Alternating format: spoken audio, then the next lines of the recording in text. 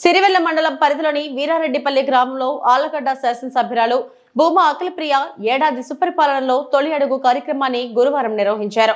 ఈ సందర్భంగా ఇంటింటికి తిరుగుతూ తెలుగుదేశం పార్టీ కూటమి ప్రభుత్వం ప్రవేశపెట్టిన అభివృద్ధి సంక్షేమ పథకాలను వివరించారు. రైతులు, విద్యార్థులు తల్లికి వందనం, ఉచిత గ్యాస్ సిలిండర్లు, పెన్షన్లు తదితర అభివృద్ధి సంక్షేమ పథకాలు ఏడాది కాలంలోనే ప్రజారంజకంగా నిర్వహించడం జరిగిందన్నారు.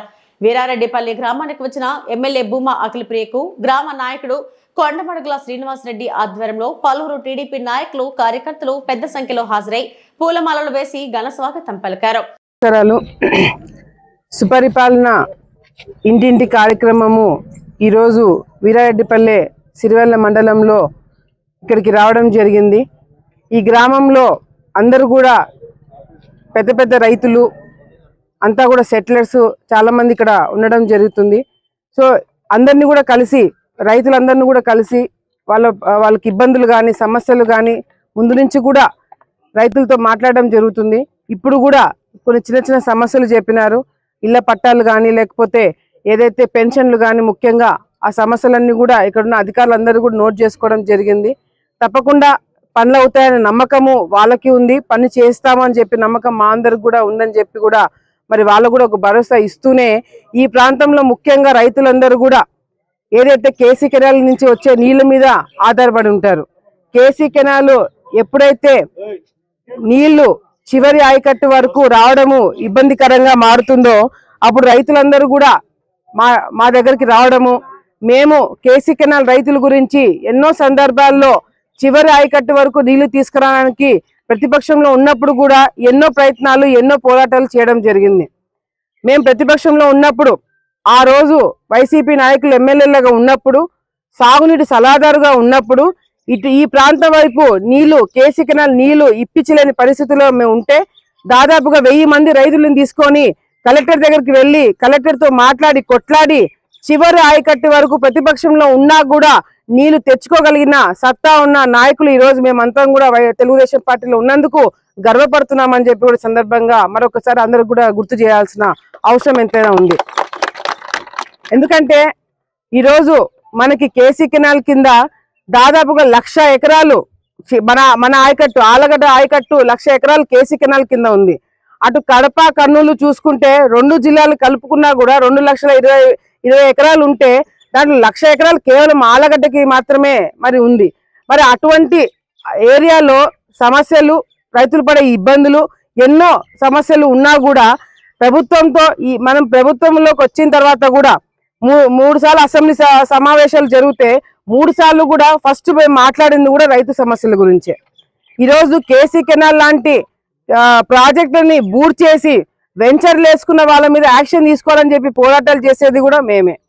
ఈరోజు రైతులకు ఏం కావాలా, ఏ టైంలో కావాలా, ఎంత కావాలా అనేది కూడా అవగాహన ఉండేది కూడా మాకే.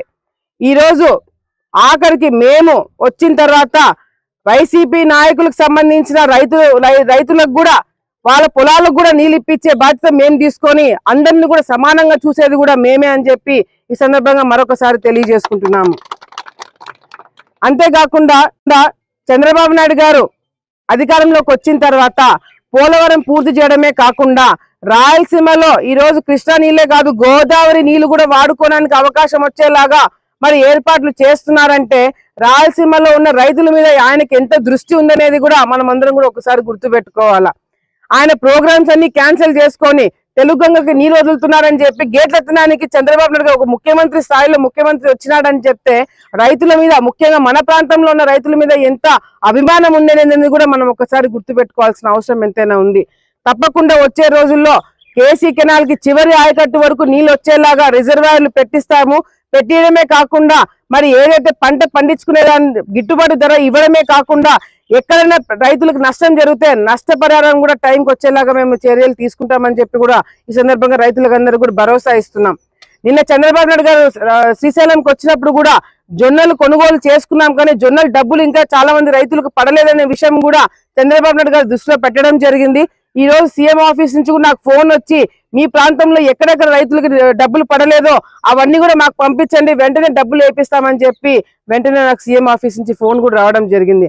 అంటే చంద్రబాబు నాయుడు గారి దృష్టిలో సమస్య పెట్టడం ఆలస్యమో దాన్ని ఎట్లా సమస్య తీర్చాలని చెప్పి వెంటనే రెస్పాన్స్ కూడా ఆ విధంగా ఉంటుందని చెప్పి కూడా ఈ సందర్భంగా మీ అందరూ కూడా తెలియజేసుకుంటూ, తప్పకుండా వచ్చే రోజుల్లో రైతులకు సంబంధించిన విషయాలు కావచ్చు, ఉద్యోగాల విషయాలు కావచ్చు, పరిశ్రమల విషయాల్లో కావచ్చు, అన్ని విషయాల్లో కూడా మన ప్రాంతం ముందుకు వెళ్తుందని చెప్పి మరొకసారి భరోసా ఇస్తూ, వైసీపీ నాయకులు ఏదైతే తప్పుడు ప్రచారాలు చేస్తున్నారో, తప్పుడు మాటలు మాట్లాడుతున్నారో, మనం చేసే అభివృద్ధిని అడ్డుకోవడానికి ఏ విధంగా బురద చెల్లుతున్నారు అనేది అందరూ కూడా గమనించాలా.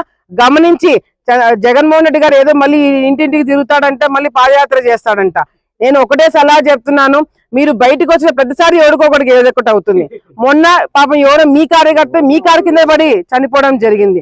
నిన్న మీరు బయటకు వచ్చి తిరుగుతుంటే లాఠీ చార్జ్ ఏదో చేశారని చెప్పి మీ కార్యకర్త తల పగలడం జరిగింది.